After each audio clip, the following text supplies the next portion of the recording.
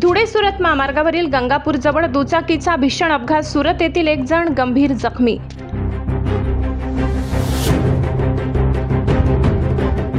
धुळे सुरत राष्ट्रीय महामार्गावर गंगापूर परिसरात गुरुवारी दुपारी सुमारे 12 वाजेच्या सुमारास दुचाकी घसरून भीषण अपघात झाला.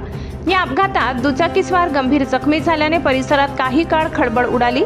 मिळालेल्या माहितीनुसार GJ05 TG 1843 क्रमांकाच्या दुचाकीवरून प्रवास करणारे प्रवीण धनराज पाटील वय 45 राणा सुरत हे सुरतकडे जात असताना गंगापूरजवळ त्यांच्या दुचाकीचा तोल जाऊन ती घसरली आणि अपघात झाला.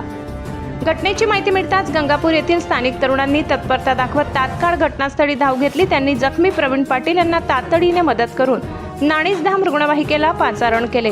रुग्णवाहिकेचे पायलट सुरेश वसावे यांनी वेळेत घटनास्थळी पोहोचून जखमींना विसरवाडी येथील ग्रामीण रुग्णालयात दाखल केले. या अपघातात प्रवीण पाटील यांच्या पायाला गंभीर दुखापत झाली असून त्यांच्यावर उपचार सुरू आहेत. सध्या त्यांची प्रकृती स्थिर असल्याची माहिती मिळाली आहे. स्थानिक तरुणांच्या तत्परतेमुळे जखमींना वेळेत वैद्यकीय मदत मिळू शकली. दरम्यान या घटनेचा पुढील तपास सुरू आहे.